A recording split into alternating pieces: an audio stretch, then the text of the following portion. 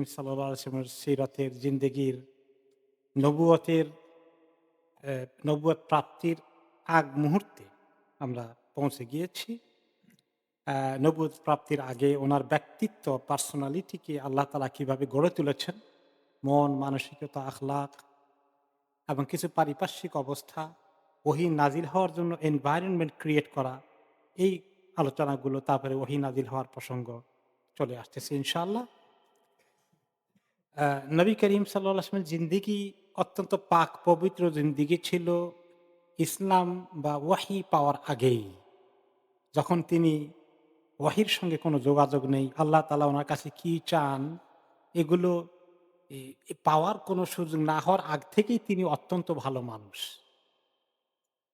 এবং কুফর জাহেলিয়াতের যে সমস্ত বিষয়গুলো আরব সমাজে প্রচলিত এবং সবার মধ্যেই কিছু না কিছু ঢুকে পড়েছে, সেগুলো থেকে তিনি তখনও মুক্ত আছেন। এবং ওনাকেই একমাত্র আল আমিন উপাধি দেওয়া হয়েছে। বিশ্বস্ত, সততা, অনেস্টির দিক থেকে। আর কেউ এই টাইটেল পায় নাই। তাহলে এটা বোঝা যায় যে যাকে আল্লাহ তাআলা নবী হিসাবে পাঠাবেন, তার ব্যক্তিত্ব, শাখসিয়াত, পার্সোনালিটি, সততা, নিষ্ঠা, আন্তরিকতা এগুলো মানুষের কাছে আগে থেকেই যদি গ্রহণযোগ্য হয়ে যায়। নবী কিন্তু একজন বড় লিডার। তো লিডারশিপ যে সমস্ত বেসিক গুণ, এগুলো আল্লাহ তাআলা উনাকে আগে থেকেই দিয়েছেন। পরে তো অবশ্য আল্লাহ তাআলা উনাকে আরো ইসলাম দিয়ে, কোরআন দিয়ে, ওয়াহী দিয়ে আরো উনাকে সুন্দর করে গড়ে তোলার জন্য আরো তৌফিক দিয়েছেন, সুযোগ দিয়েছেন। কিন্তু ন্যাচারালি তার আগেই তিনি একজন অত্যন্ত ভালো মানুষ, বিভিন্ন সৎ গুণের অধিকারী হয়ে অলরেডি তার সুনাম মক্কায় ছড়িয়ে পড়ছে। আল আমিন, সবচেয়ে বেশি বিশ্বস্ত। কোন জায়গায় আমানত রাখা যায় কিনা, সবার আগে আমানত রাখার জন্য, হেফাজতের জন্য যে নামটা প্রচলিত হয়ে গেছে তিনি হচ্ছেন মুহাম্মদ। এরপরে আহ তিনি নিজেই আল্লাহ তাআলার অনেক নিয়ামত তিনি পেয়েছেন। যদিও তিনি এতিম ছিলেন, অনেক দিক থেকে, অর্থনৈতিক দিক থেকে খুব ভালো অবস্থায় ছিলেন না। এরপরেও আল্লাহ তাআলা ওনাকে আস্তে, আস্তে করে ওনার ব্যক্তিত্ব গ্রহণযোগ্য করে দিয়েছেন মক্কার সমাজে। তিনি মক্কায় চতুর্পাশে মূর্তি পূজা হচ্ছে। কাবা ঘরে যেখানে তিনি তাওয়াফ করেন, সেখানে ৩৬০ টি মূর্তি আছে। সবাই তাদের ভালো মন্দের জন্য ওখানে আসে। ওই সমাজে মানুষ হওয়া সত্ত্বেও একদিনও তিনি কোন মূর্তির কাছে আসেননি। ওকে। বরঞ্চ তিনি এটাকে অত্যন্ত অপছন্দ করেছেন।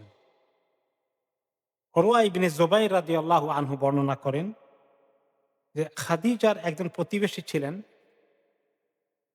তিনি আমাকে বলেছেন যে একদিন নবী করিম সাল্লাল্লাহু আলাইহি সাল্লাম খাদিজা রাদিয়াল্লাহু আনহাকে বিয়ের পরে বললেন, "আই খাদিজা, ওয়াল্লাহি লা আ'বুদুল লাত, ওয়াল্লাহি লা আ'বুদুল উজ্জা আবাদান।" খাদিজা, শুনছো? এই যে সবাই লাত আর উজ্জা, মানাত এগুলার ইবাদত করে। আল্লাহর কসম আমি কোনদিন তাদের ইবাদত করি নাই, করব না। তো খাদিজা রাদিয়াল্লাহু আনহা বললেন, "খালিল লাত, খালিল উজ্জা।" ঠিক আছে, এগুলা ফেলে দিন, এগুলা দরকার নাই। তিনিও একমত হয়ে গেলেন। তখনও কিন্তু ইসলাম ওনাদের কাছে এভাবে ওহীর মাধ্যমে আসেনি। এমনকি তিনি যখন বাহিরা আর রাহিবের সঙ্গে সিরিয়ার সফরে দেখা হয়েছে, ওকে, বাহিরা তখন ওনাকে অ্যাড্রেস করে জিজ্ঞেস করলেন যে খ্রিস্ট সম্প্রদায়ের একজন যাজক এবং যিনি দেখতে পেয়েছিলেন নবুয়তের কিছু লক্ষণ ওনার মধ্যে আছে। তখনও খ্রিস্ট সম্প্রদায়ের মধ্যে কিছু, কিছু লোক ঈসা আলাইহিস সালামের ধর্মের অনুসারী ছিলেন। তাদের ভিতরে এত শিরক ঢুকেনি। তার মধ্যে অন্যতম একজন ছিলেন বাহির। তো তিনি তখন বললেন যে, "তোমাকে লাত এবং উজ্জার আ কসম দিয়ে বলি।" কি একটা কথা জিজ্ঞেস করলেন আরবদের সম্পর্কে নবী করিম সাল্লাল্লাহু আলাইহি সাল্লামকে। লাত এবং উজ্জার কসম করে বলো তো এই কথাটা। তখন তিনি তাকে উত্তর দিলেন, "লা তাসআলনি বিহাক্কি লাত ওয়াল উজ্জা শাইআন।" খবরদার। লাত আর উজ্জার কসম দিয়ে আমাকে কোন কথা জিজ্ঞেস করবা না। ফাওয়াল্লাহি মা আবগাদতু শাইআন কাত্তু বুগদি লাহুমা। আমি যে সমস্ত জিনিসকে ঘৃণা করি, এই ঘৃণার মধ্যে টপ লিস্টে এই ২ টা আছে কিন্তু। কাজে এদের কসম করার কথা আমাকে বলো না। এরপরে যায়েদ ইবনে হারেসা রাদিয়াল্লাহু আনহু তিনি বলেন, কানা সনমানি মিন নুহাসিন ইউকালু লাহুমা ইসাফুন ওয়া নাইলা। ইসাব এবং নাইলা ২ টো মূর্তি ছিল। এগুলো অ্যা ধাতব পদার্থ দ্বারা তৈরি, মাটির মূর্তি না, একদম ধাতু দ্বারা বানানো। ইয়াতামাসসাহু বিহিমাল মুশরিকুনা ইযা তাওয়াফু। তাওয়াফ করার সময় মুশরিকরা এগুলাকে টাচ করে, করে শরীরের মধ্যে এগুলার বরকত লাগাতো। এটা ছিল কমন প্র্যাকটিস। এখন মাজারের চতুর্দিকে গেলে কি করে? বরকত গায়ের মধ্যে লাগায়, তাই না? এই শিরক ওখান থেকে আসছে। তখন তিনি বলেন যে, আমি উনার সঙ্গে তাওয়াফ করছি। যায়েদ ইবনে হারিসা তো উনার ক্রীতদাস, আপনারা জানেন। এই যে উনার পরে ছেলের মতোই হয়ে গেছে। উনি বলেন যে আমাকে নিয়ে উনি তাওয়াফ করলেন। ফালাম্মা মারারতু মাসাহতু বিহি। আমি যখন ওনার সঙ্গে তাওয়াফ করলাম, সবার মতো আমি বরকত নেওয়ার জন্য ওগুলোর মধ্যে হাত দিলাম একটু। গায়ে লাগানোর মাখার জন্য। ফাকালা রাসূলুল্লাহ সাল্লাল্লাহু আলাইহি ওয়াসাল্লাম, লা তামাসসু, এই খবরদার এগুলোকে টাচ করো না। ক্বালা যাইদুন ফাতুফনা, যে আমি আর টাচ না করি, ওনার কথা মুরব্বি হিসাবে বলছি, আমি টাচ আর করি না। ফাকুলতু ফি নাফসি লা আমাসান্নাহু হাত্তা আনযুরা মা ইয়াকুন। আমি কিন্তু কতক্ষণ থামলাম, কিন্তু একটু পরে থাকলাম যে কিভাবে না করে চলি। সবাই এটা করে, এত বুজুর্গ জিনিস তারা, এগুলা থেকে অনেক পাওয়ার আছে। তারপর আমি আরেক ফাঁকি দিয়ে উনি যাতে না দেখে আবার টাচ করে ফেললাম। ফাকালা রাসূলুল্লাহ সাল্লাল্লাহু আলাইহি ওয়াসাল্লাম, লা তামাসসাহু আলাম তুনহা, তুমি এটাকে টাচ করো না, তোমাকে নিষেধ করা হয়নি? তিনি খুব সিরিয়াসলি, তখন ওনার কাছে তাওহীদের কলেমা তো আসেনি। ন্যাচারাল, ফিতরাতান তিনি তাওহীদের আন্ডারস্ট্যান্ডিং আল্লাহ ওনাকে দিয়ে দিয়েছে। তারপরে যায়েদ রাদিয়াল্লাহু আনহু বলেন, ফাওয়াল্লাযী আকরামাহু ওয়া আনজালা আলাইহিল কিতাব মাসতালামা সানামান কাত্তু হাত্তা আকরামাহুল্লাহু তাআলা বিল্লাযী আকরামাহু ওয়া আনজালা আলাইহি। যায়েদ ইবনে হারিসা পরবর্তী পর্যায়ে বলেন যে, আল্লাহর কসম, যে আল্লাহ নবী মুহাম্মদ সাল্লাল্লাহু আলাইহি ওয়াসাল্লামকে সম্মানিত করে রেখেছেন, যে তিনি কেন যে টাচ করেন আমি বুঝতে পেরেছি। সত্যি আল্লাহ ওনাকে, যাকে আল্লাহ নবী বানাবেন, তাকে দিয়ে আল্লাহ তাআলা এই খারাপ কাজ কি করান? শিরকের মতো কাজ। এই হলো শিরকের ব্যাপারে মানে তাদের মুশরিকদের আকীদার সঙ্গে তিনি কিভাবে এ নবুয়তের আগেই ঘৃণা পোষণ করেছেন। আরেকটি বড় কাজ, তিনি কখনো মদ্যপান করেননি। আরব দেশে ওনার চাচা, ওনাদের মুরব্বীরা সবাই পার্টি-পুটিতে মদ খেত। এখানকার মতো মদ ছিল তাদের যেকোনো সামাজিক অনুষ্ঠানের অন্যতম একটা প্রোগ্রামের অংশ। কিন্তু তিনি কখনো মদ্যপান করেননি। কখনো তিনি ফাহেসা কোনো কাজে, কোনো মন্তব্য, এমন কিছু যেটার মধ্যে খেলাধুলা থেকে শুরু করে গান বাজনা, যেগুলা মানে এনিথিং অবজেকশনেবল হতে পারে, জুয়া খেলা, যেগুলো আরব দেশে সব কমন ছিল। হারামের ভিতরে জুয়া খেলা হতো। এমনকি গান বাজনা প্রচলিত ছিল, বিশেষ করে ক্রীতদাসী ছিল, তাদের গান বাজনার আসর, এটাও কমন প্র্যাকটিস ছিল। রাত ভর, অনেক সময় লম্বা রাতের গানের আসরে লোকেরা বসতো। কিন্তু কোনোদিন তিনি এগুলাতে যাননি। তবে ২ দিন উনি একটুখানি চেষ্টা করেছিলেন, কিন্তু আল্লাহ ওনাকে নসিবে রাখেন নাই। সেটা কি? তিনি নিজে বলেন, আ আ ওনার জামাতা এবং চাচাতো ভাই আলী ইবনে আবি তালিব রাদিয়াল্লাহু আনহু বর্ণনা করেন যে, আমি নবী করিম সাল্লাল্লাহু আলাইহি ওয়াসাল্লামকে বলতে শুনেছি, মা হামামতু বিকাবিহিন মিম্মা ইয়াহুম্মু বিহি আহলুল জাহিলিয়া ইল্লা মাররাতাইনি মিনাদ দাহর। যে মক্কার জাহেলী সমাজে যে সমস্ত খারাপ কাজগুলো ইসলামের দৃষ্টিতে ঠিক নয়, নবুয়তের আগেও আমি এই সমস্ত কোনো খারাপ কাজে কখনো জড়িত হইনি। এই সমস্ত ফাংশনে আমি কখনো যাইনি, যোগদান করিনি। তবে ২ বার আমি চেষ্টা করেছিলাম। কেলতাহুমা আসামানি আল্লাহু মিনহুমা। ২ বারই যখন আমি একটু ইয়ং বয়সে ঢুকার চেষ্টা করেছি, আমার আল্লাহ আমাকে হেফাজত করে ফেলেছেন। কিভাবে? ২ টো ঘটনা। কুলতু লাইলাতান লিফাতান কানা মাই মিন কুরাইশিন বিআলা মাক্কা ফি গনামিন লিআহলিনা নারআহা। যে আমি এবং মক্কার আরেকটি মেষপালক, রাখালের চাকরি করেছেন তিনি। মক্কাবাসীদের, তার বিনিময়ে কিছু বেতন পেতেন। ছাগল চরানোর দায়িত্ব তিনি করেছেন। নবীদিগের দিকে আল্লাহ তাআলা কি করেছেন? ছাগল পালার কাজ করিয়েছেন, যেটা রাখাল বলতে পারে। সব নবীরাই এই রাখালের চাকরি করেছেন। এখন বোধহয় আদম আলাইহিস সালাম ছাড়া। কারণ এই তাদের তো কিছু নবীরা তো সবসময় বড় ধনী ছিলেন না। যদিও দাউদ আলাইহিসসালাম, সুলাইমান আলাইহিসসালাম উনারা বাদশাহ ছিলেন।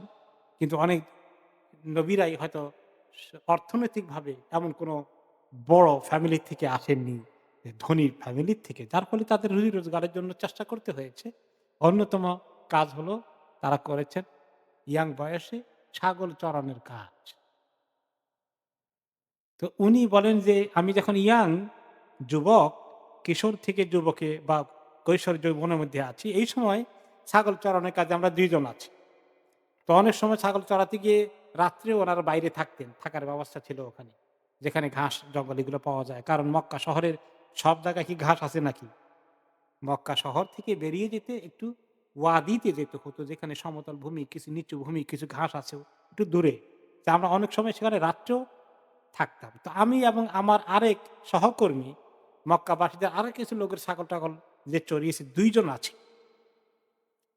তো আমি একদিন তাকে বললাম, আবসির লি গানামি হাত্তা আসমুরা হাদিহি লাইলা কামা ইয়াসমুল ফিতিয়ান। এক কাজ করো, আজকে রাত্রে তুমি আমার ছাগলগুলো দেখো, তোমারগুলো দেখার পাশাপাশি আমি একটু মক্কা শহরে যাই। যুবকেরা নাকি অনেক বিভিন্ন রকমের অনুষ্ঠানে যায়, কিছু গান-টান হয়। তা আমি এক-আধবার দেখি কেমন।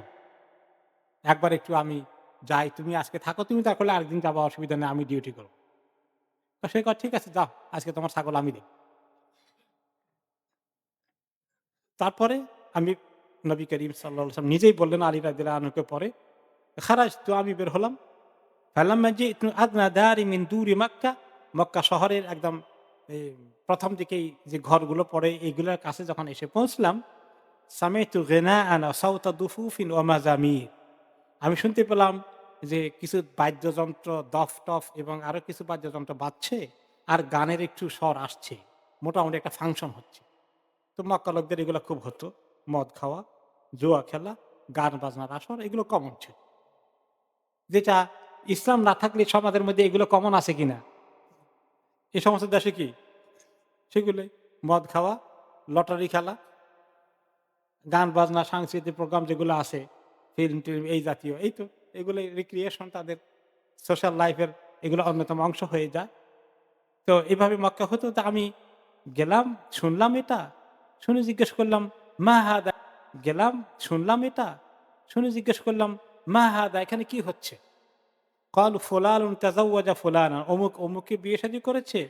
তাদের একটা ওলিমার অনুষ্ঠান এবং এই কারণে তারা আজকে রাত্রে অনেকক্ষণ পর্যন্ত গান বাজনার অনুষ্ঠান চলবে। ওকে? ফালাহাউতু বিযালিকাল গিনাই ওয়া বিযালিকাস সাওতি হাত্তা গালাবাতনি আইনি ফানিমতু।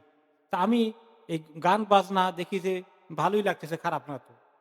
মানে স্বাভাবিকভাবেই ন্যাচারালি এর মধ্যে তো একটা আকর্ষণ আছে।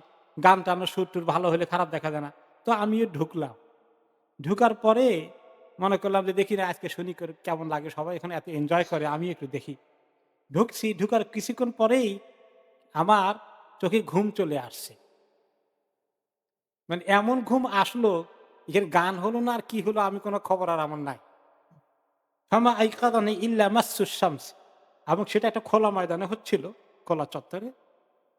যে আমি যখন উঠি তখন দেখি যে সূর্যের হিট আমার চেহারার মধ্যে লাগার কারণে গরম লাগছে, তখন গিয়ে উঠলাম। তো তার মানে উনি ঢুকার পরেই আল্লাহ তাআলা উনাকে ঘুম দিয়ে দিয়েছেন। উনার এই তামসার জগতে আর বসে থাকতে সুযোগ হয়নি। তিনি কাইত হয়ে পড়ে দিয়েছেন ঘুম। এমন ঘুম দিয়েছেন পুরো অনুষ্ঠান শেষ হয়ে মানুষ সব চলে গেছে। উনি এই ঘুমেই আছেন। রোদের তেজ যখন উনার গালের মধ্যে, চেহারার মধ্যে লাগছে, তখন গিয়ে টের পেয়েছেন কি গরম লাগে কেন? উঠে দেখেন যে সূর্য তো উঠে গেছে। তো উনার গান বাজনা আর শোনা হলো না। তো যখন চলে গেলাম, আবার আমার সঙ্গী যাকে আমার দায়িত্ব দিয়ে আসছিলাম ছাগলগুলো, সে জিজ্ঞেস করলো, "মা ফাআলতা, কি করলা?" আখবারতুহু, আমি বলছিলাম, "গেছিলাম যে কিছু তামসা দেখতে। কিন্তু সেখানে গিয়ে তো আমার ঘুম চলে আসলো। কোত্থেকে যে এত ঘুম আসলো আমি আর কিছু টেরই পেলাম না। সুম্মা ফাআলতু লাইলাতান উখরা মিছলা যালিকা।" তারপরে কিছুদিন পরে আরেকদিন আবার বললাম, "দেখি তুমি আজকে আবার আমার ডিউটি করো, আমি একটু আরেক চক্কর লাগাই আজকেও দেখি। কি করে তারা একটু দেখি। এভাবে গেলাম সেখানে, গিয়ে ঢুকলাম। তারপরে ঢুকার পরেই দেখি যে আমার চোখে এমন ঘুম, আমি চোখ আর খুলতে পারি না। কিভাবে পুরো রাত্রে ঘুমের মধ্যে কাইট হয়ে পড়ে চলে গেল। পরের দিন সকালবেলা সূর্যের তেজ যখন জোরে সোরে লাগছে মাথার মধ্যে আর চেহারার মধ্যে, তখন গিয়ে উঠলাম। উঠে তারপর শেষে চলে আসছি। তো আমার যে ছাগল চরানোর সঙ্গী সে বলল, "মা ফাআলত, কি করলা তুমি? কি করলা? কেমন হলো? ফাংশন কেমন হয়েছে?" ফাকুলতু মা ফাআলতু শাইআন, বলে যে, "কি আর ফাংশন তোমার? ঢুকার পরে খালি আমার ঘুম। কি হলো না হলো তারা কি করলো আর কিছু আমি দেখতেই পেলাম না।" তো তিনি পরে বললেন, "ওয়াল্লাহি মা হামামতু বা'দাহুমা বিসুইন মিম্মা ইয়ামালুহু আহলুল জাহিলিyyati হাত্তা আকরামানি আল্লাহ বিনুবুওয়াতিহি।" তারপর আমি বুঝতে পারলাম যে আমি বোধহয় এই কাজের জন্য সৃষ্টি হই নাই। আমি আর এরকম কোনো প্ল্যানও করি নাই, আর চেষ্টাও করি নাই, চিন্তাও করিনি। তা যতক্ষণ না আল্লাহ তাআলা আমাকে নবুয়ত দিয়ে সম্মানিত করেছেন, তখন আমি বুঝতে পেরেছি কেন আল্লাহ তাআলা এগুলো থেকে আমাকে দূরে রেখেছেন। তিনি আরো কতগুলো জাহেলি কাজ করতেন। যেমন আমরা শুনেছি এই আলোচনাতেই যে মক্কার লোকেরা যখন হজ করতে যেত, তারা আরাফাতে যেত না। কারণ আরাফাত হচ্ছে হারাম এরিয়ার বাইরে। তারা মক্কার লোক, তারা ভিআইপি এবং তাদের স্ট্যাটাস অনেক হাই। সাধারণ মানুষের সঙ্গে তারা আরাফাতে গিয়ে হজের ময়দানে দাঁড়ালে মিসকিন হয়ে তারা কোথায় থাকতো? মিনা, মিনা থেকে মুজদালিফা। কিন্তু নবী করিম সাল্লাল্লাহু আলাইহি সাল্লামকে ওহী নাজিল হওয়ার আগেই তিনি যতবার হজ করেছেন, তিনি আরাফাতে গিয়ে ঠিক মতোই হজ করেছেন। এবং অন্য কোরাইশদের মতো তিনি মুজদালিফা এবং মিনায় বসে থাকেননি। তিনি সেখানে সাধারণ মানুষের সঙ্গে আরাফাতে হজ করেছেন। তিনি সত্যবাদী ছিলেন। আমানতদারির কথা শুনেছি একটু আগে। সত্যবাদী। নবীরা সত্য কথা বলা লাগবে। কারণ তাদের জীবনে কোনোদিন মিথ্যা কথা বলা হয়ে গেলে যদি অভিযোগ পাওয়া যায়, কখনো মিথ্যা কথা বলেছে দলিল হয়ে যাবে। আল্লাহ তাআলা ওনাদেরকে সত্যবাদিতা ধরে রেখেছেন। এবং তিনি যখন সাফা মারওয়া পাহাড়ে উঠে আল্লাহ হুকুম দিলেন যে এখন দাওয়াতি কাজ করেন। ওয়ানদের আশিরাতাকাল আকরাবিন, আপনার গোষ্ঠীর মধ্যে কবিলার মধ্যে দিনই দাওয়াতের কাজ করেন। তিনি দাঁড়ালেন পাহাড়ের উপর। হ্যাঁ? সেখানে জাবাল আবি কোবাইস বা জাবাল সাফা যেটাই বলেন, সেখানে দাঁড়ালেন, জিজ্ঞেস করলেন, অ্যানাউন্স করলেন, চিৎকার করলেন। সবাই আসলো। সকাল, সকাল ওনার আওয়াজ শুনে। তখন প্রথম কথা কি বলেছিলেন? আরাআইতুকুম লাউ আখবারতুকুম আন্না খাইলান বিল ওয়াদি তুরিদু আন তুগীরা আলাইকুম আকুনতুম মুসাদ্দিকিন।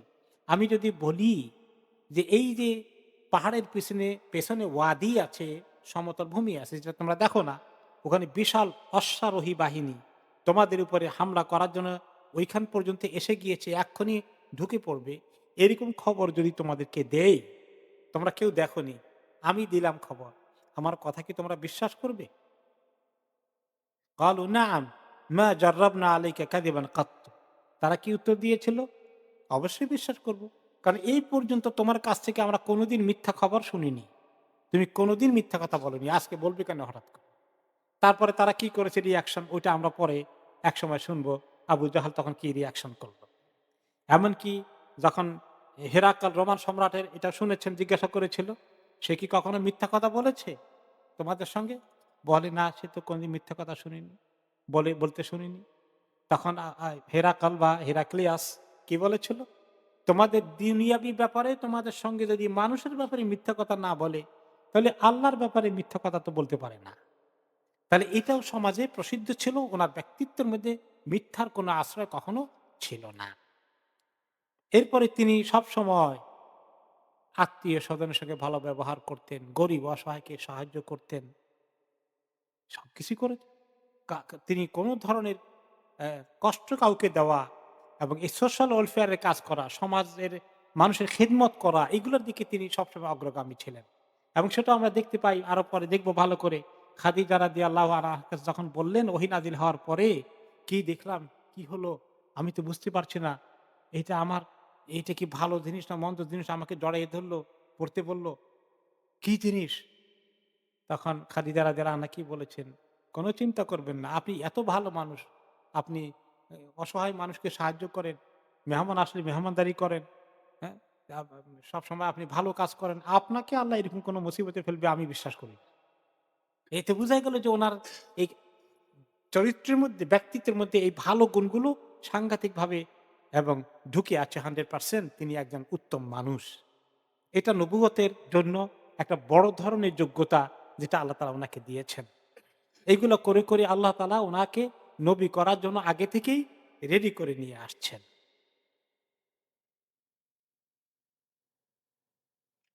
তিনি অ্যা কোনো কবিতা চর্চা করেননি।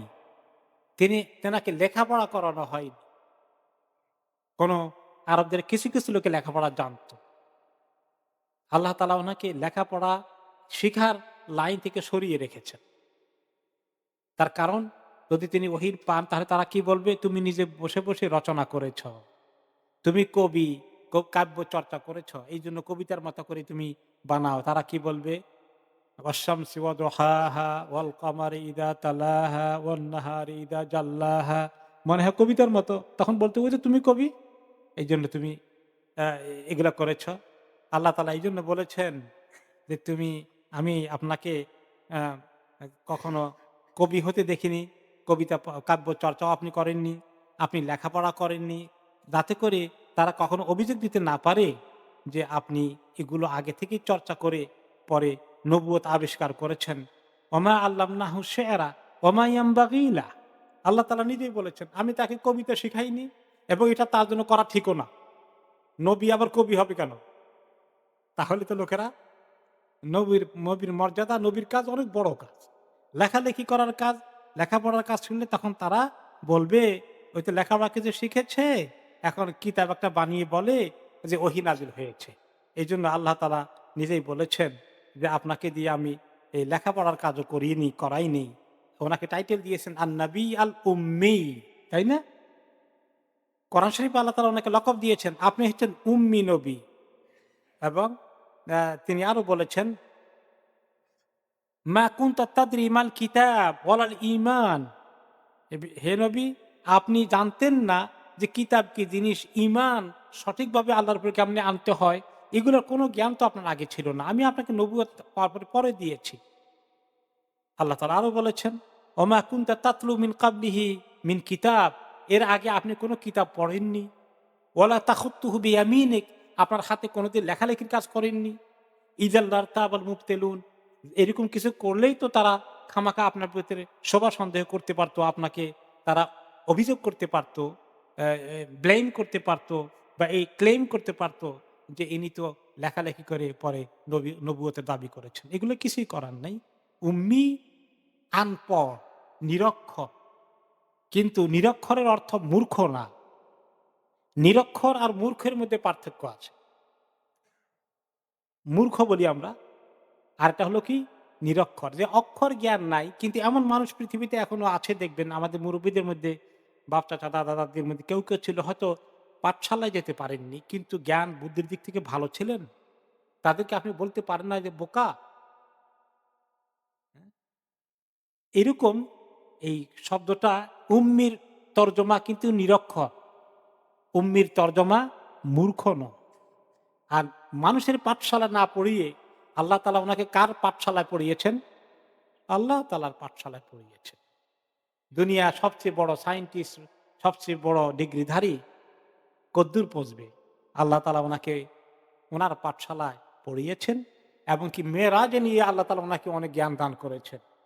কাজেই উম্মি কথা, নিরক্ষর কথা বললে কেউ, কেউ মনে করে এটা কেমন পরিচয় হয়ে গেল? নবী করিম সাল্লাল্লাহু আলাইহি ওয়াসাল্লাম পরিচয় নবী আল উম্মি, নিরক্ষর, তাহলে তো কেমন জানি অ্যা এ মর্যাদা, সম্মান খাটো হয়ে গেল কিনা? না, ওয়াহির জ্ঞান তো দুনিয়ার সবচেয়ে বড় জ্ঞান যেটা তিনি পেয়েছেন। কিন্তু দুনিয়ার মধ্যে কেউ যেন কখনো তারা অভিযোগ না করতে পারে, সেজন্যই আল্লাহ তাআলা উনাকে এই জ্ঞান দেন। এরপরে আমরা আসি, যখন নবী করিম সাল্লাল্লাহু আলাইহি ওয়াসাল্লামের সময় এসে গেল, প্রায় উনার নবুয়তের টাইম হয়ে যাচ্ছে, এখন বয়স উনার ৪০ এর কাছাকাছি হয়েছে। এই সময় কিছু কাণ্ড আল্লাহ তাআলা ঘটিয়েছেন। ১ নম্বর কাণ্ড ঘটিয়েছেন আল্লাহ তাআলা, জিন জাতি অনেক উপরে গিয়ে ফেরেশতাদের কথাবার্তা চুরি করে নিয়ে আসে। তারা অনেক দূরে উঠে ফ্লাই করতে পারে বিনা রকেটে। গিয়ে ফেরেশতারা আল্লাহ তাআলা হুকুম দেন, সেগুলো তারা কার্যকরী কেমনে করবে, কোথায় কি হবে না হবে, এগুলো সলা পরামর্শ হয়। এগুলো কানে শুনে আসে। এসে জমিনের মধ্যে গণকদের কাছে খবর দেয় এবং সেখান থেকে কিছু মানে দুষ্কৃতিকারী এগুলো নিয়ে কিছু হেরফের করে ফেলতে পারে। নবী করিম সাল্লাল্লাহু আলাইহি সাল্লামের জন্ম হওয়া, ওনার কাছে নবুয়তের খবর আসা, এগুলো অনেক বড় সিদ্ধান্ত। আল্লাহ তাআলা দুনিয়ার মধ্যে বড় ধরনের সিদ্ধান্ত, আইদার রহমতের সিদ্ধান্ত হোক অথবা গজবের সিদ্ধান্ত হোক, এগুলো যাতে এই জিন দুষ্টগুলো শুনতে না পারে, এগুলাকে আল্লাহ তাআলা কি করেন? কন্ট্রোল করেন। আগে এই কন্ট্রোল ছিল না। তারা অনেক দূর গিয়ে অনেক কথাবার্তা শুনে আসতো আর গণকদেরকে বলে দিত। এতে করে মানুষ মনে করত গণকদের কাছে গিয়ে ওরা গায়েব জানে, ভবিষ্যৎ জানে। এটার রাস্তা কিছু আল্লাহ কমিয়ে দিলেন। উনার জন্ম হওয়াটা খবর দিতে চান নাই যে আখেরি নবীর জন্ম হয়ে গেছে। এটা যদি খবর হয়ে যায় নবুয়তের আগেই, তাহলে কি হবে বলেন তো? ওনাকে নিঃশেষ করে দিতে পারে কিছু দুশমন। শয়তানরাই মেরে ফেলবে। আল্লাহ তাআলা গোপন রেখেছেন। সে খবর সূরা জিনের মধ্যে আসে। সূরা জিনের মধ্যে আল্লাহ তাআলা বলে দিয়েছেন আ জিনদের ভাষায়, ওকে, আ সেখানে কি? ওয়া আন্না কুন্না নাকউদু মিনহা মাকআইদা লিস-সামা ফামান ইয়াস্তামি'ল আনা ইয়াজিদ লাহু শিহাবার রাসাদা। জিনেরা আ যখন দেখলো যে এখন আর উপরে উঠতে পারে না, তার আমরা চুরি করে শুনতে যেতাম, বসে, বসে চুপ করে শুনতাম। কিন্তু এখন কেউ যদি শুনতে যায়, ফেরেশতারা টের পেলে আমাদের দিকে অগ্নি শলাকা বর্ষণ করে, শুট করে, শুটিং স্টার দিয়ে। তাহলে ও আন্না লা নাদরি, আমরা জানি না আশারুন উরিদা বিমান ফিল আরদ আম আরাদা বিহিম রাব্বুহুম রাশাদা। জমিনের মধ্যে কিছু ভালো কিছু করার চিন্তা আছে আমাদের মাবুদের, নাকি উনি খারাপ কিছু করার ফয়সালা করে ফেলেছেন? কোনো একটা নিশ্চয়ই ঘটছে বড় কিছু। আল্লাহ তাআলা কিছু একটা আমাদের ফয়সালা করে ফেলছেন। তারা তো জিনেরা তো আল্লাহকে জানে, চেনে। কেন বন্ধ করে দিয়েছেন? খবর পাস করতে দেন না, শুনতে দেন না, চুরি করতে দেন না? এতে বোঝা গেল যে কিছু একটা ঘটছে। এটা একটা বড় খবর জিন জাতির কাছে। আহ, এবং তারপরে এক পর্যায়ে তো ওনার জন্ম হলো, উনি বড় হয়ে গেলেন, তারপরে আল্লাহ তাআলা ওনাকে নবুয়ত দিলেন। এই সময় দেখা গেল যে যখন খুব জোরে সোরে এ বৃষ্টির আগুন তাদের প্রতি, আগুনের বৃষ্টি রক্ষিত হয়, তখন ইবলিস খুব কনসার্ন হয়ে পড়ল। ইবলিস তখন চতুর্দিকে পাঠিয়ে দিল খবর নেওয়ার জন্য, দেখো তো কোথায় কি ঘটছে, কেন আমাদেরকে শুনতে দেওয়া হয় না এখন। জিন জাতি তো হলো ইবলিসের আর্মি, তার কাজ করে। সে দিল যে তোমার খবর নাও চতুর্দিকে কি হচ্ছে। চতুর্দিকে খবর নিতে নিতে তারা দেখলো যে নবী মোহাম্মদ সাল্লাল্লাহু আলাইহি সাল্লামের উপর নবুয়ত নাজিল হয়ে গেছে। তিনি তায়েফ থেকে যখন ফেরত আসছিলেন মক্কায়, একবার সাহাবীদের সঙ্গে তিনি ফজর নামাজ পড়াচ্ছিলেন। হঠাৎ করে এই আওয়াজ শুনে জিনেরা থমকে দাঁড়ালো এবং এই খবর নিয়ে পৌঁছে দিল যে তারা দেখতে পেল যে আসলে আখেরি নবীতে এসে গেছেন। কুল উহিয়া ইলাইয়া আন্নাহু ইসতামা'a নাফারুম মিনাল জিন্নি ফাকালু ইন্না সামি'না কুরআনান আজাবা। ওকে, যে আপনি বলেন যে আমার কাছে ওহী এসেছে। পরে আল্লাহ তাআলা ওহী নাযিল করে দিয়েছেন রাসূলুল্লাহ সাল্লাল্লাহু আলাইহি ওয়াসাল্লামের কাছে যে জিনদের একটি দল আপনার তেলাওয়াত শুনে ফেলেছে এবং গিয়ে তারা তাদের লোকদের কাছে জিনদের দেশে গিয়ে বলল, ইন্না সামি'না কুরআনান আজাবা, এক অদ্ভুত কোরআন নাজিল হয়েছে দেখি, যেটা কোনোদিন আর শোনা যায়নি। সাংঘাতিক এক কোরআন নাজিল হয়েছে, তার তেলাওয়াত শুনলাম, নবী তো এসে গেছে। ইয়াহদি ইলার রুশদি ফাআমান্না বিহি ওয়া লান নুশরিকা বিরাব্বিনা আহাদা। এটা হেদায়েতের দিকে ডাকে মানুষকে, ভালো পথের দিকে ডাকে। আমরা শুনলাম সেই তেলাওয়াত, আমরা এখন আর আল্লাহর সঙ্গে আর শিরক করব না। তখন ইবলিসের কাছে খবর হয়ে গেল যে অলরেডি নবী মুহাম্মদ সাল্লাল্লাহু আলাইহি সাল্লাম কাছে ওহী নাজিল হয়ে গেছে। এর আগে এই যে তারা নিক্ষিপ্ত হতো, তারা যে নিক্ষিপ্ত হয় এখনো আমরা মাঝে মধ্যে দেখি, তাই না? শুটিং স্টার, বাংলায় বলে বোধহয় উল্কা, তাই না? উল্কা বলা হয়। তো এগুলোর ব্যাপারে তখন আরব দেশে প্রচলিত ছিল, তারাও এগুলো দেখতো যে শয়তানকে এভাবে মারা হচ্ছে। তারা এটা মনে করতে কেন পড়ে এগুলো উল্কা? কারণ কি? তারা বলতো ফাইন্নাহা লা ইউরমা, ওরা বলতো এইটা এই জন্য আসে, বড় কারো যদি মউত অথবা কারো জন্ম কিছু মহা ঘটনা দুনিয়াতে ঘটলে এই উপলক্ষে এরকম কিছু তারা নিক্ষিপ্ত হয়। এটা তারা তাদের বানানো কথা। কিন্তু নবী করিম সাল্লাল্লাহু আলাইহি ওয়াসাল্লাম পরে বললেন, ফাইন্নাহা লা ইউরমা, নবী হওয়ার পরে বলেছেন, ইল্লা লিমাউতি আহাদিন ওয়ালা লিহায়াতিহি, এটা কারো জীবন মৃত্যুর সঙ্গে শুটিং স্টারের কোনো সম্পর্ক নাই। ওয়ালাকিন রাব্বুনা তাবারাকা ওয়া তাআলা ইসমুহু ইযা কাদা আমরান সাব্বাহা হামালাতুল আরশ। বরঞ্চ এগুলোর কেন আসে? যে আল্লাহ রাব্বুল আলামিন যখন দুনিয়ার মধ্যে সৃষ্টি জগতে কিছু ঘটাতে চান, বড় কোনো ঘটনা, তখন তিনি খবর দেন ফেরেশতাদের কাছে। খবর পাওয়ার সঙ্গে, সঙ্গে ফেরেশতারা সবাই এ আল্লাহর আরশের ফেরেশতারা তাসবিহ করে উঠে জোরে সোরে।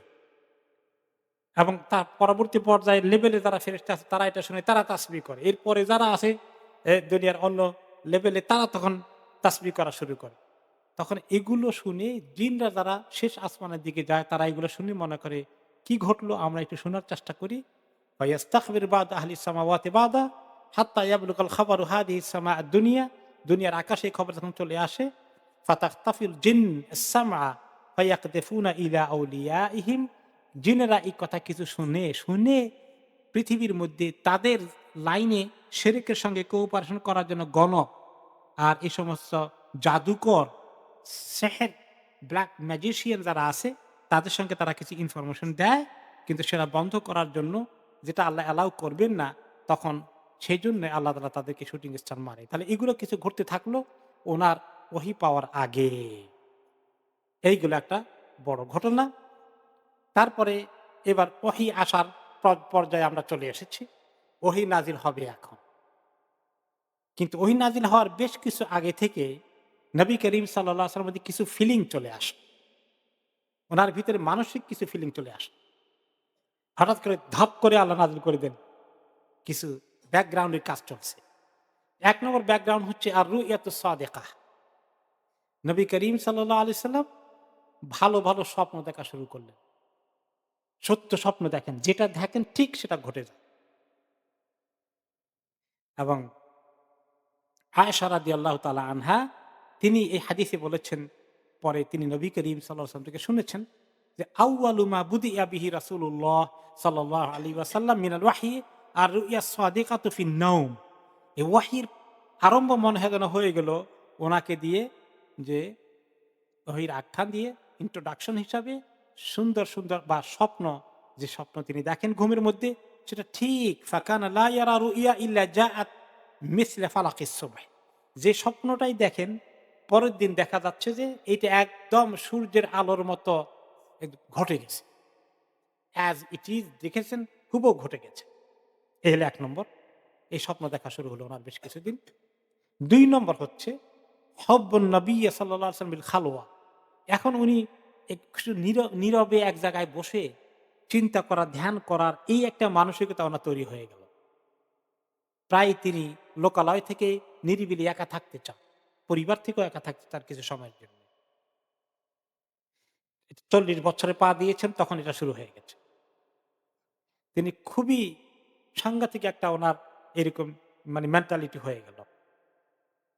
এবং বিশেষ করে তিনি এই ১ বছর থেকেই ২-৩ কয়েক বছর থেকেই প্রতি রমাদান মাস তিনি হেরা পাহাড়ের হেরা গুহায় গিয়ে কাটানোর জন্য উনি প্ল্যান করেন। এই রমাদান এর আগে কয়েক রমাদান, যে রমাদানে ওহী নাযিল হয়েছে তার আগে থেকে। ওয়া কানা যালিকা মিম্মা তাহান্নাসা বিহি কুরাইশুন ফিল জাহিলিয়্যাহ। এবং জাহেলী সমাজেও যারা একটু উম আল্লাহর ইবাদত করতে চাইতো নিরিবিলি, তারা কেউ এরকম করত। কিন্তু উনার ভিতরে এটা খুব বেশি করে আসে।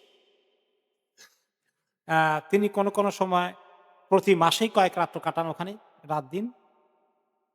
আ আর রমাদান আসলেই পুরো রমাদানটা তিনি ওখানে কাটান। এই খবর আরেকটি হাদিসে এসেছে। সুম্মা হুব্বিবা ইলাইহিল খালা। মা আয়েশা রাদিয়াল্লাহু আনহা বলেন যে অতঃপর একান্তভাবে নিজেকে নিয়ে থাকা, চিন্তা করা, একলা, একলা থাকার একটা ভাবনার মধ্যে চলে আসলো। গাড়ে হেরাতে গিয়ে তিনি কয়েকটি রাত কাটাতেন, তারপরে আবার আসতেন। কোন সময় তিনি খাবার নিয়ে যেতেন, আবার দেরি হয়ে গেলে মানে কয়েকদিনের খাবার ড্রাই ফুড নিয়ে যেতেন, পানি নিয়ে যেতেন। খাদিজা রাদিয়াল্লাহু আনহা চিন্তা করতেন ২ দিন ৩ দিন যে কয়দিনের খাবার দিয়েছেন, এখন তো খাবার শেষ। ওনার তো আসার টাইম কিন্তু উনি তখনও আসছেন না। তখন খাদিজা রাদিয়াল্লাহু আনহা নিজে কষ্ট করে পানি, খাবার নিয়ে ওই হেরা গুহায় উঠেছেন। তখন ওহী নাজিল হয়নি। তিনি সেখানে যাতেন যে জায়গায় তিনি বসতেন গুহাটা থেকে একদম একটা জানালার মাত্র ছিদ্র ছিল। ওটা দিয়ে কাবা ঘরটা দেখা যেত। আপনারা যারা হেরা গুহায় উঠেছেন, ওই গুহার মধ্যে গেছেন, ওই গর্তে গিয়েছেন? যেখানে কাবা দেখা যায়? কে, কে গিয়েছেন? এখন আর দেখা যায় না। এখন একটু বিভিন্ন বাধা হয়ে গেছে। তো ওইটার মধ্যে এমন কোন বরকতের ফজিলতের কিছু নাই। ওইটা একটা ইতিহাসের দ্বারা একটি ইন্টারেস্টে তাদের জন্য কিছু থাকতে পারে। কিন্তু আমাদের দেশের লোকেরা ইতিহাস জানুক আর না জানুক ওইখানে বরকত নিতে যায়। ওইখানে যখন অ্যালাউড ছিল যাওয়া ইজি ছিল তখন গিয়ে দেখছি পাকিস্তানিরা এটার ওস্তাদ বেশি আবার। ওইখানে একটা মুসাল্লা দিয়ে রেখে দিয়েছে। ওইখানে ২ রাকাত নামাজ পড়া সবাই লাইন ধরে আছে। এইগুলা এই এ এ ইতিহাসের সঙ্গে জড়িত। কিন্তু এখানে নবী করিম সাল্লাল্লাহু আলাইহি ওয়াসাল্লামের কোন বরকত ওখানে লেগে আছে, ওখানে পাওয়া যাবে।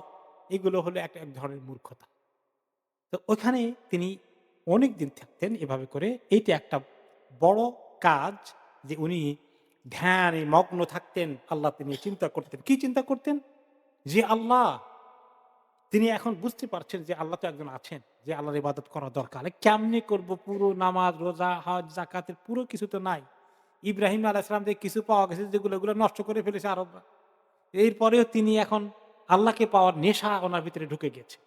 আল্লাহ তাআলা ওনাকে মানসিকভাবে এই প্রস্তুতি করছেন। এইগুলো ২ নম্বর। ৩ নম্বর আসলো তিনি খেয়াল করেছেন কিছু পাথর এবং গাছ ওনাকে সালাম দেয়। নবুয়তের আগেই। এবং তিনি নবুয়তের পরে বলেছেন, বর্ণনা করেছেন জাবির ইবনে সামুরা রাদিয়াল্লাহু তাআলা আনহু সহিহ হাদিসে বলেছেন, ইমাম মুসলিম বর্ণনা করেছেন হাদিসটি। তিনি বলেছেন, "ইন্নী লা আরিফু হাজারান বিমাক্কা কানা ইসাল্লিমু আলাইয়া ক্বাবলা আন উবাস। ইন্নী লা আরিফুহুল আন।" তিনি বলেছেন, "আমি একটা পাথর জানি মক্কাতে আছে। যে আমি নবুয়ত পাওয়ার আগেই আমি তার পাশে দিয়ে হাঁটলে সে আমাকে সালাম দিত। পাথরটা এখনো আছে কিন্তু তিনি দেখাই দেন নাই। তাহলে তো ওটার বরকত নেওয়া শুরু করে দিবে পরবর্তী পর্যায়ে।" এরপরে আলী ইবনে আবি তালিব রাদিয়াল্লাহু তাআলা আনহুর হাদিসটি অবশ্য দাঈফ, ওটা থাক, ওটা আমরা স্কিপ করব। ওকে। হ্যাঁ, সেখানে এসেছে অ্যা সিরাতে ইবনে হিশামে এসেছে নবী করিম সাল্লাল্লাহু আলাইহি সাল্লাম আ যখন কোন কাজে যেতেন অ্যা মক্কার বিভিন্ন মানে কোন কাজ শেষ করে যখন তিনি একলা আল্লাহর সঙ্গে মিশতে যেতেন, ফালা ইয়ামুরু রাসূলুল্লাহি সাল্লাল্লাহু আলাইহি সাল্লাম বিহাজারিন ওয়ালা শাজারিন, তখন মানুষ থাকতো না কেউ আশেপাশে, তিনি একলা চলতেন। ওই সময় যেকোনো পাথর এবং গাছ ওনার পাশে দিয়ে উনি হাঁটতেন, তারা তখন বলতেন, "আসসালামু আলাইকা ইয়া রাসূলাল্লাহ।" হে আল্লাহর রাসূল, আপনার প্রতি সালাম। তখনও তিনি রিসালাত পান নাই, নবুয়ত পান নাই। তিনি তো জানেন না যে তিনি আল্লাহর নবী হচ্ছেন। ফায়ালতাফিতু রাসূলুল্লাহি সাল্লাল্লাহু আলাইহি ওয়াসাল্লাম হাওলাহু। তিনি এদিকে তাকাতেন, ওদিকে তাকাতেন, কে সালাম দিল? আর কে এই খবর বলল? মানুষ কথা বলতে পারে, গাছ কথা বলতে পারে, উনি তো এটা বিশ্বাস মানে করার কথা না। ফালা ইয়ারা ইলা শাজারা ওয়াল হিজারা। তিনি গাছ আর পাথর ছাড়া আর কিছু দেখতে পাচ্ছেন না। কোন মানুষ তো নাই, কোন প্রাণীও না। ওখান থেকেই তাহলে সালাম আসছে? ফামাকাথা রাসূলুল্লাহি সাল্লাল্লাহু আলাইহি ওয়াসাল্লাম কাযালিকা ইয়ারা ওয়া ইয়াসমাউ মা শা আল্লাহু আন ইয়ামকুস। এই ওহী নাযিল হওয়ার আগে এই ঘটনাগুলো ঘটে। অনেক আগে থেকে নয়, ওহী নাযিল হওয়ার কিছুদিন আগে থেকে এগুলো ঘটতে থাকে। তো তিনি খুব আশ্চর্য হয়ে এগুলো করেন যে এটা কি হচ্ছে? তো এগুলো কিছু মেসেজ ওনাকে ইনডাইরেক্টলি মানসিক প্রস্তুতির জন্য আল্লাহর পক্ষ থেকে দেওয়া হচ্ছে। সুম্মা জাআহু জিবরিল আলাইহিস সালাম বিমা জাআহু মিন কারামাতিল্লাহ ওয়া হুয়া বিহিরা ফি শাহরি রমাদান। অতঃপর এক পর্যায়ে হেরা গুহায় তিনি থাকা অবস্থায় ওনার কাছে যখন ওয়াহী আসলো, তার আগ পর্যন্ত এগুলো চলতে থাকে। এরপরে নবী করিম সাল্লাল্লাহু আলাইহি ওয়াসাল্লাম আ তিনি যখন হেরা গুহাতে আসলো, তখন তিনি বললেন, না ওহী আসার আগেই, "ইয়া খাদিজা ইন্নী আরা দাওআন ওয়া আসমাউ সাওতান ওয়া ইন্নী আখশা আন ইয়াকুনা বি জুনুনুন।" কিছু কথাবার্তা তিনি শুনতেন, কিছু লাইট দেখতেন, নূর দেখতেন। এখনো ওহী আসেনি।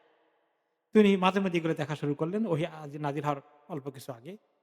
তিনি খাদিজা রাদিয়াল্লাহু আনহাকে বললেন, "খাদিজা মাঝে মধ্যে লাইট দেখি, নূরের ফোকাস দেখি বা কি বলে ফ্লাশ দেখি। আর কিছু কথা যেন শুনি আমি। কি কথা বলে তাও বুঝি না। আমার আশঙ্কা হচ্ছে আমাকে জিনে ভূতে কিছু পেল কিনা।" তখন তিনি বললেন যে, "না, এগুলা কিছু হবে না। নিশ্চয়ই আল্লাহ তাআলা আপনাকে ভালো কিছু দেবেন মনে হয়।" কি বুদ্ধিমতী মহিলা! উনাকে অ্যাডভান্স এই খবর কে দিল? হ্যাঁ, তিনি উনাকে সান্ত্বনা দিচ্ছেন। এভাবে যখন ওনার কিছু ঘটনা, এই কিছু উপলক্ষ দেখতে, দেখতে এক পর্যায়ে উনি ৪০ বৎসরের এখন পরিপূর্ণ মানুষ হয়ে গেছেন। তারপরে তিনি এখন উম আল্লাহ তাআলা উনাকে নবুয়তের নূর দেবেন। এ ব্যাপারে মা আয়েশা রাদিয়াল্লাহু তাআলা আনহা হাদিসটির দিকে আমরা যাব বিস্তারিত। তিনি যেখানে বলেছেন ১ম দিকে উনাকে এরকম হালকা স্বপ্ন দেখানো হয়েছে, খুব সত্য হয়ে যেত। এরপরে এরকম করতে, করতে তিনি একদিন গার হেরাতে আছেন, হেরা গুহাতে আছেন। এই সময়ে জিবরিল আলাইহিস সালাম আসলেন, উনাকে জড়িয়ে ধরলেন। কি বললেন? "ইকরা", তুমি পড়ো, আপনি পড়েন। ক্বালা মা আনা বিকারি, তিনি বললেন, "কি পড়বো? আমি তো কিছুই পড়তে জানি না।" ফাআখাযানি ফাগাত্তানি হাত্তা বালাগা মিন্নিল জাহাদ সুম্মা আরসালানি। অতঃপর সেই লোকটি আমাকে জড়িয়ে ধরে শক্ত করে আলিঙ্গন করলেন। এমন শক্ত আলিঙ্গন, আমার শরীর মনে যেন চুরমার হয়ে যাবে ভেঙে। এরপর ছেড়ে দিলেন। ছেড়ে দিয়ে বললেন, "ইকরা", এবার পড়ো। আমি বললাম যে, "এগেইন মা আনা বিকারি", আমি তো পড়তে পারি না। 3rd টাইম এভাবে করলেন। 3rd টাইম আমি একই কথা বললাম। অতঃপর 3rd টাইমে বলার পরে তিনি বললেন যে, 3rd টাইমে আমি একই কথা বললাম। অতঃপর 3rd টাইমে বলার পরে তিনি বললেন যে, "পড়েন এবার আমার সাথে। ইকরা বিসমিকা রাব্বিকাল্লাযী খালাক", সেই রবের নামে পড়েন যে রব আপনাকে সৃষ্টি করেছেন বা যিনি সৃষ্টিকর্তা সবকিছু সৃষ্টি করেছেন। খালাকাল ইনসানা মিন আলাক, যিনি জমাট রক্ত থেকে ইনসানকে, মানুষকে সৃষ্টি করেছেন। এই কথা তিনি উচ্চারণ করলেন তার সঙ্গে। কেন, কেন করছেন? কি ঘটনা? এখনো বিস্তারিত ওনাকে বলা হচ্ছে না। এতটুকুন দিয়ে ছেড়ে দেওয়া হলো। তিনি তো সাংঘাতিক ঘাবড়িয়ে গেলেন। কে এলো? এসে আমাকে এগুলো কি পড়ালো? এটার উদ্দেশ্য কি? ফারাজা বিহা রাসূলুল্লাহ সাল্লাল্লাহু আলাইহি ওয়াসাল্লাম ইয়ারজুফু ফুআদুহু, ওনার বুকের ভিতরে ধড়পড় করছে এই ঘটনার পরে। এই ধড়পড় করা বুক নিয়ে তিনি ঘরে আসলেন। এসে খাদিজা রাদিয়াল্লাহু আনহাকে ডাকলেন ঘরে ঢুকেই। বললেন, ফাকালা জাম্মিলুনি, জাম্মিলুনি। খাদিজা, আমাকে জলদি করে কম্বল দাও, লেপ দাও। আমার আমার সাংঘাতিক জ্বর এসে গেছে। উনি এত ঘাবড়িয়ে গেছেন, এত বুকের ধড়পড় শুরু হয়েছে, শরীরের মধ্যে জ্বর এসে গেছে। জলদি করে আমাকে এ খেতা কম্বল দিয়ে ঢেকে দাও। তো কিছুক্ষণ থাকার পরে উনার একটু থামলেন উনি। খাদিজা পাশে আছেন। ভয় কিছু কমলো এবং জ্বরও কিছু কমলো। তারপরে খাদিজা জিজ্ঞেস করলেন, "কি হয়েছে?" বললেন যে, "এইরকম, এরকম।" কি আসলো? জড়িয়ে ধরলো, ৩ বার করে পড়তে বলল, তারপর আমাকে এগুলো পড়তে বলল। লাকাদ খাশিতু আলা নাফসি খাদিজা, আমার ভয় হচ্ছে আমি কোন দিকে যাচ্ছি, আমাকে নিয়ে কি করা হবে? কি আমার পিছনে লেগেছে? আমার কি উপায় হবে? আমার কি হলো এটা? আমি তো কিছুই বুঝতে পারছি না। ফাকালাত খাদিজা রাদিয়াল্লাহু আনহা কি বললেন? কাল্লা ওয়াল্লাহি মা ইউখজিকাল্লাহু আবাদান।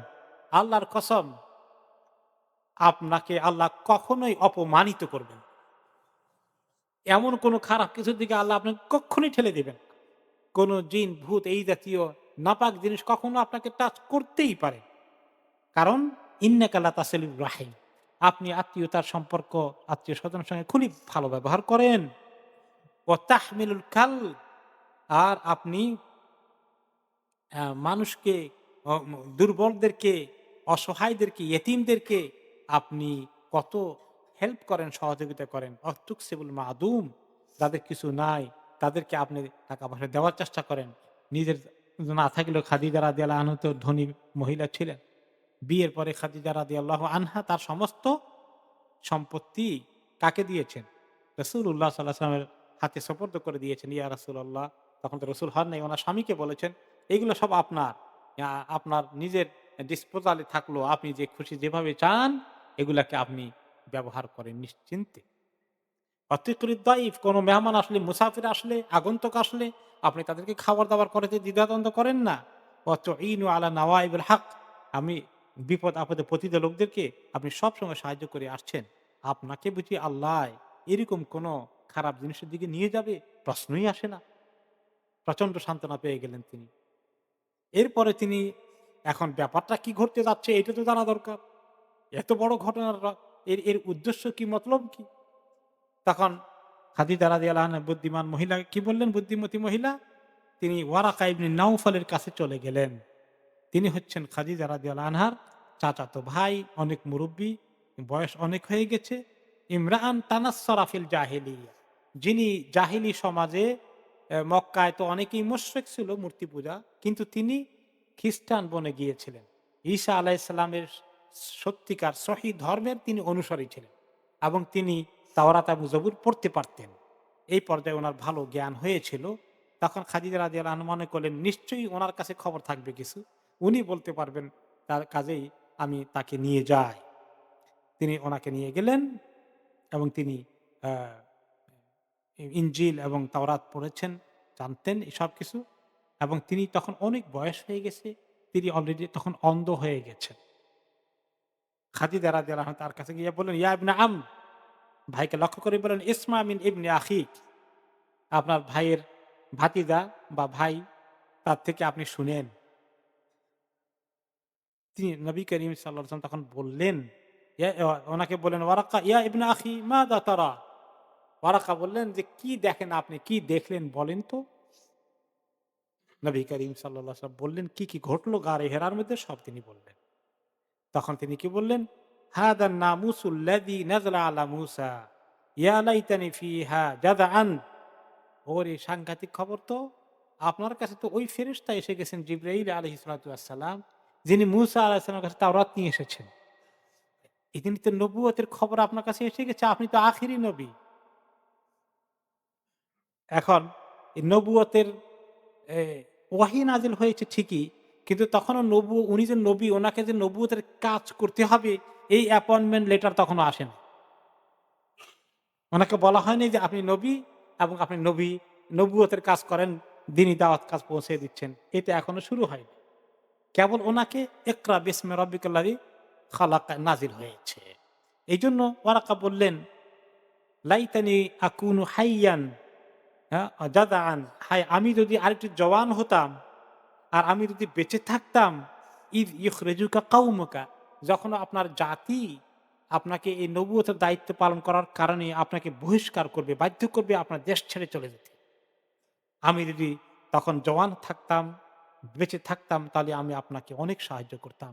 আমি আপনার পক্ষে চলে যেতাম। কিন্তু আমার মনে হয় আমি এতদিন হায়াত পাবো না। এই খবর হঠাৎ করে বলার কারণে, শোনার কারণে রাসূলুল্লাহ সাল্লাল্লাহু আলাইহি ওয়াসাল্লাম আশ্চর্য হয়ে গেলেন।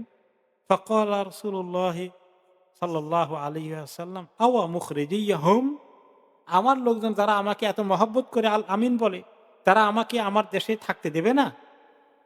এত দুশমনি করবে আমার সাথে? উনি বিশ্বাসই করতে পারেন না যে এত, ওই যে কাবা ঘরের নির্মাণের সময় হাজরে আসওয়াদের উঠানোর ক্ষেত্রে সবাই কার কথা শুনলো? ওনার কথা শুনলো। আল আমিন তিনি, আমানতের জায়গা কোথাও নাই। এই লোককে এত অবিশ্বাস করবে? তখন তিনি বললেন, হ্যাঁ, উনি তো কিতাব পড়েছেন, আখিরি নবীর খবর সমস্ত নবীদের ক্ষেত্রে কি হয়েছে। নাম লাম ইয়াতি রাজুলুন কাত্তু বিমিসলি মা জিতা বিহি ইল্লা উদিয়া। হ্যাঁ, এটাই সত্য কথা। আপনি যে জিনিস নিয়ে এসেছেন, নিয়ে আসবেন, অচিরেই আপনাকে খবর আসবে। এগুলো নিয়ে যখনই আপনি কওমের কাছে যাবেন, আপনার আগে যে সমস্ত নবীরা এই কাজ করেছেন সবাইকে দুশমনি মোকাবিলা করতে হয়েছে। সবাইকে লোকেরা দুশমনের দিকে দৃষ্টিতে দেখেছে। আপনাকেও সেই ফেজ অতিক্রম করতে হবে। ওয়া ইন ইউদরিকুনি ইয়াউমুকা আনসুরকা নাসরান মুআজ্জারা, যদি কোন রকমে আল্লাহ আমার হায়াত টিকিয়ে রাখেন, ওই দিন আপনার আসে, আমি যথাসাধ্য চেষ্টা করব আপনাকে কিভাবে সাহায্য করা যায়। সুম্মা লাম ইয়ানশাব ওয়ারাকা আন তুফিয়া ওয়া ফাতারা আল ওয়াহী, এরপরে ওয়ারাকার হায়াত আর বেশি দিন থাকলো না, ওনার ইন্তেকাল হয়ে গেল। নবুয়তের এই পর্যায়ে গিয়ে এখন আর ওয়ারাকা বেঁচে নাই। আর নবী করিম সাল্লাল্লাহু আলাইহি ওয়াসাল্লাম কাছে ওহীটা নাজিল হয়ে বেশ কিছুদিন চুপচাপ, আর কোনো ওয়াহিও আসে না, জিবরাইলও আসেন না। ঘটনা এখানে থেমে আছে। তখন কত সময় এটা নিয়ে অনেক ইখতিলাফ আছে। জাবের ইবনে আব্দুল্লাহ রাদিয়াল্লাহু আনহু বর্ণনা করেন, ক্বালা হুবিসাল ওয়াহয়ু আন রাসূলিল্লাহি সাল্লাল্লাহু আলাইহি ওয়াসাল্লাম ফি আউয়ালি মাররাতিন ওয়া হুব্বিবা ইলাইহিল খালা ফাজাআলা ইয়াখলু ফি হারা। ওকে? তিনি এই ওহী আর আসে না এবং তিনি এখন চিন্তা করেন কি হলো? তিনি আবার হেরায় গিয়ে গুহায় গিয়ে ধ্যান করেন। ওই চিন্তা করেন কি আসলো, কেন আসলো? ওয়ারাকা ইবনে নাওফল কি বলল? আমাকে নিয়ে কি করা হবে? তিনি এই চিন্তার মধ্যে আছেন। অপেক্ষা করছেন যে পরবর্তী পর্যায়ে আর কোন খবর আসে কিনা। আ কিন্তু আসে না। হাত্তা হাযিনান নাবিয়্যু সাল্লাল্লাহু আলাইহি ওয়াসাল্লাম ফিমা বালাগানা হুজনান গাদা মিনহু মিরারান। তিনি বুখারীতে বর্ণিত হয়েছে এই আর কোন খবর না আসার কারণে রাসূলুল্লাহ সাল্লাল্লাহু আলাইহি ওয়াসাল্লাম সাংঘাতিকভাবে ওয়ারিড হয়ে থাকলেন। তিনি খুব দুশ্চিন্তায় আছেন। বারে, বারে তিনি সেখানে যান, হেরা পাহাড়ের দিকে যান এবং মনে হয় যেন ওনার মনে মাঝে মধ্যে আসে কেন এটা থেমে গেল? উনি পাহাড় থেকে পড়ে লাফ দিয়ে পড়ে যাবেন কিনা? আত্মহত্যা করে ফেলবেন কিনা? এইরকম ওনার ভিতরে কষ্ট শুরু হয়ে গেছে। যে কেন আর আসে না? কি ঘটনা? কি বলা হলো আমাকে? পরে কি হবে? ওকে? তো একদিন জিবরিল আলাইহিস সালাম চলে আসলেন। বললেন, "ইয়া মুহাম্মদ ইন্নাকা রাসূলুল্লাহি হাক্কান।" এসে খবর দিলেন, "মুহাম্মদ আপনি তো আল্লাহর রাসূল। আপনি তো আল্লাহর রাসূল। আপনাকে তো আল্লাহ তাআলা নবী হিসাবে অ্যাপয়েন্টমেন্ট দিয়ে দিয়েছেন। আখিরি নবী রাহমাতুল লিল আলামিন।" এই কথা শোনার পরে ফায়াসকুনু লিযালিকা জাহশুহু, ওনার মনের কষ্ট, অন্তরের ধড়ফড়ানি অনেক কমে গেল। ওয়া তাকাররু নাফসুহু, এরপরে ওনার ভিতরে একটু ইতমিনান আসলো, উনি একটু পিস পেলেন। এরপরে আহ, এভাবে কিছুদিন থাকলো। তারপরে কতদিন এখানে ছিল এই গ্যাপটা পরবর্তী পর্যায়ে ওহী আসার ক্ষেত্রে, এই ব্যাপারে অনেকগুলো রেওয়ায়েত আছে। কোন কোন রেওয়ায়েত আছে যেমন আব্দুল্লাহ ইবনে আব্বাস রাদিয়াল্লাহু আনহু বলেছেন, আন্নাহা কানাত আইয়ামান। ইয়ারহামুকাল্লাহ। আন্নাহা কানাত আইয়ামান। আব্দুল্লাহ ইবনে আব্বাসের দৃষ্টিতে এটা বেশ কতগুলো দিন। নাম বলেন না, কতগুলো দিন। আবার কেউ কেউ বলেছেন এটা প্রায় 2 থেকে 2.5 বছর থেকে 3 বছর পর্যন্ত ছিল। তো এইগুলোর ক্ষেত্রে দেখেন ওই ইতিহাসকে পরবর্তী পর্যায়ে মানে এভাবে তো রেকর্ড করা হয়নি। উনি পরবর্তী পর্যায়ে সাহাবীদের সংখ্যা বাড়ে, মক্কা থেকে মদিনা যাওয়ার পরে জীবনের প্রত্যেকটি জিনিসকে শত শত হাজার হাজার সাহাবী মুখস্থ করেছেন। কিন্তু প্রথম দিকে উনি তো কাউকে তখন দাওয়াতও দেননি। ওনার এই সমস্ত ঘটনা নোট করেছে কে বসে বসে। তো এইগুলো নিয়ে এই জন্য কি হয়, বিভিন্ন রেওয়ায়েতে ইখতিলাফ আসে। আহ, একদম অ্যাকুরেটলি এগুলা পাওয়া যায় না। তো কোন কোন ঐতিহাসিক বলেছেন যে কেউ কেউ মনে করেন যে এটা মিনিমাম কেউ কেউ বলেছেন 40 দিন, আর ম্যাক্সিমাম কেউ কেউ বলেছেন 2 থেকে 3 বছর। কিন্তু দিনের ব্যাপারেই অনেকের ধারণা যে বছর আল্লাহ নষ্ট করাননি, বরঞ্চ বছরের দিকে যায়নি, তার নিচে ছিল এটা। Okay? তো এরপরে বেশ কিছুদিন থাকার পরে এরপরে সেকেন্ড ওয়াহি আসলো। একদিন নবী করিম সাল্লাল্লাহু আলাইহি সাল্লাম গারে হেরাতে আসেন। ওই তিনি ধ্যান নিমগ্ন আছেন। হঠাৎ করে তিনি নামতে আসছেন গারে হেরাত থেকে, এখন চলে আসবেন বাড়ির দিকে। ইয সামিআ সাওতান মিনাস সামা, হঠাৎ করে তিনি আকাশ থেকে একটা আওয়াজ শুনতে পেলেন। ফারাফা রাসাহু, মাথা উঠালেন, কি কোত্থেকে আওয়াজ আসলো? ফাইদা জিবরিল আলাইহিস সালাম, দেখতে পাচ্ছেন জিবরিল আলাইহিস সালাম। ফি সূরাতিহি আল্লাতী খালাকাহুল্লাহু আলাইহা, জিবরিল আলাইহিস সালাম আগের দিনের মতো নয়, আগের বার এসেছিলেন মানুষ হিসাবে, ওনাকে আলিঙ্গন করলেন। এখন আকাশ জুড়ে উনি বিশাল অরিজিনাল শেপে এসেছেন। যখন ইকরা বিসমি রাব্বিকাল্লাযী নিয়ে এসেছেন তখন মানুষের সূরত ধরেছেন, আর ওই সময় আওয়াজ আসলো, সেই আওয়াজে তিনি দেখলেন ওনার অরিজিনাল সূরাতে এসেছেন। অরিজিনাল সূরাতে কি আছে? সায়াদান মা বাইনাল উফুক, মানে পুরো দিগন্ত কাভার হয়ে গেছে। ওনার 600 পাখা নিয়ে গোটা আকাশ মনে কাভার হয়ে গেছে। এত বড় ওনার অরিজিনাল স্ট্রাকচার। এটা দেখেও তিনি সাংঘাতিকভাবে ভয় পেয়ে গেলেন, ঘাবড়িয়ে গেলেন। ওকে, ঘাবড়িয়ে গেলেন, দৌড়ে বাড়িতে চলে গেলেন। গিয়ে খাদিজা রাদিয়াল্লাহু আনহাকে বলেন, জাম্মিলুনি জাম্মিলুনি, ওনাকে এভাবে বলে, আমরা জলদি করি খেতা কম্বল দাও, কি দেখলাম দেখলাম আজকে এত বড় জিনিস তো জীবনেও দেখিনি। এইরকম এত বড় কোনো কিছু দেখা কিরকম ভয়ের কারণ হতে পারে যারা কখনো দেখেন। তারপরে তিনি কম্বল মুড়া দিয়ে শুয়ে আছেন, কিছু একটু স্বাভাবিক হচ্ছেন। এরপরেই তখন ওহী নিয়ে আসলেন জিবরিল আলাইহিস সালাম, এসে তখন হয়তো স্বাভাবিক সূরাতে এসেছেন, এসে বললেন, ইয়া আইয়ুহাল মুদ্দাসসির কুম ফাআনযির ওয়া রাব্বাকা ফাকাব্বির ওয়া সিয়াবাকা ফাতাহহির ওয়ার রিজজা ফাহজুর। হে কম্বল মুড়ে শোয়া ব্যক্তি, আপনি শুয়ে আছেন কম্বল গায়ে দিয়ে, ল্যাপ গায়ে দিয়ে, আপনি উঠেন, আপনার কাজ আছে। ফাআনযির, লোকদেরকে আপনার আল্লাহর খবর পৌঁছান, সতর্ক করেন, তারা যে সর্বনাশের মধ্যে আছে তাদেরকে উদ্ধার করার জন্য আল্লাহর পয়গাম পৌঁছিয়ে দেন। ওয়া রাব্বাকা ফাকাব্বির, আপনার রবের তাকবীর, ওনার বড়ত্ব আপনি প্রচার করেন এবং সেটাকে আপনি নিজে আমল করেন। ওয়া সিয়াবাকা ফাতাহহির, এবং আপনার কাপড়কে, আপনার পরিচ্ছদকে, পোশাককে আপনি পরিষ্কার করে আপনি এই কাজের জন্য তৈরি হয়ে যান। অন্য হাদিসে এসেছে এই বিষয়টি। নবী করিম সাল্লাল্লাহু আলাইহি ওয়াসাল্লামের কাছ থেকে জাবের ইবনে আব্দুল্লাহ বর্ণনা করেন, ফাবাইনা আনা আমশি, আমি একসময় হাঁটছিলাম, ওই যে ওখান থেকে হীরা গুহা থেকে আসার সময়, যে সামাইতু সাওতাম মিনাস সামা, আমি আকাশের দিকে থেকে একটা আওয়াজ পেলাম, ফারাফাতু বাসারি কিবালাস সামা, আকাশের দিকে উঁচু করে চোখ দিয়ে দেখতে চাইলাম কি আছে। ফাইদাল মালাকুল্লাযী জাআনি বিহিরা কাঈদুন আলা কুরসিয়্যিন বাইনাস সামাই ওয়াল আরদ, দেখি যে ওই ফেরেশতাটাই যিনি আমার গাড়ি হেরায় এসেছিলেন, তিনি এখন আকাশের মাঝখানে, দিগন্তের মাঝখানে বিরাট এক কুরসি চেয়ারে বসে আছেন, যেটা সমস্ত আকাশকে মনে হয় কাভার করে ফেলেছে। তারপরে এই অবস্থা দেখে ফাজুসে তু মিনহু, আমি এমন ভয় পেয়ে গেলাম এটা এই দৃশ্য দেখে, হাত্তা হাবিতু ইলাল আরদ, আমি মনে হয় যেন জমিনে পড়ে যাওয়ার অবস্থা, পড়েই গেলাম, আমি বেহুশ হয়ে পড়ে গেলাম। এরপর দৌড়ে আসলাম আমার ঘরের দিকে, হুঁশ হওয়ার পরে এসে বললাম, জাম্মিলুনি জাম্মিলুনি, আমাকে তুমি গায়ে কাপড় দাও, আমাকে কম্বল দিয়ে মুড়িয়ে দাও। এরপরে কিছুক্ষণ পরে দেখি যে আল্লাহর ওহী নিয়ে তিনি এসেছেন, স্বাভাবিকভাবে এসে বললেন, ইয়া আইয়ুহাল মুদ্দাসসির।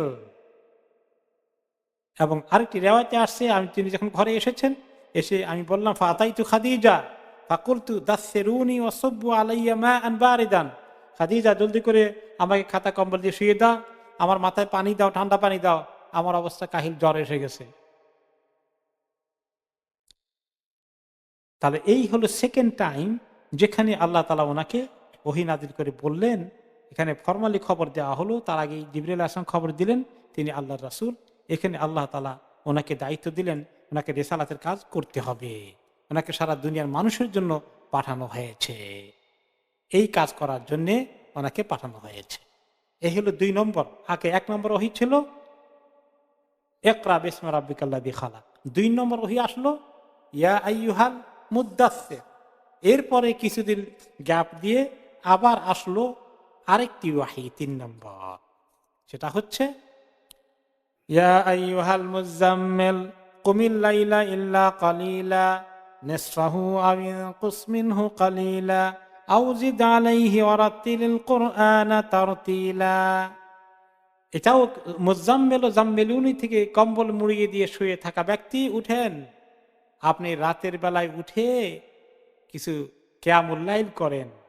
সারা রাত ঘুমালে তো হবে না, কাজ, আপনার অনেক কাজ আছে, উঠে কিয়ামুল লাইল করেন, নফল নামাজ পড়েন, ফাতাহাজ্জাদ বিহি নাফিলাতাল লাক, তাহাজ্জুদ পড়তে থাকেন সারা রাত, না হইলেও নিসফাহু, অর্ধরাত পর্যন্ত যে ইবাদত করেন, আবিন কিসহু মিনহু কালিলা, আর কোন সময় যদি বেশি টায়ার্ড হয়ে যান একটু কমাই দেন আর একটু, আবার যখন এনার্জি বেশি থাকে আউজিদ আলাইহি, আর একটু বাড়াই দেন আধা রাতের থেকে।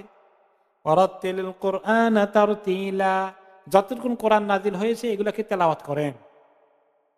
তাহলে এইভাবে ওনার উপরে আরো নিজের আমলের জিন্দেগির দিক থেকে চলে আসলো, এবং কিভাবে পরবর্তী পর্যায়ে তিনি দাওয়াতি কাজ করবেন এইভাবে সেই খবরও আল্লাহ তাআলা দিয়ে দিলেন।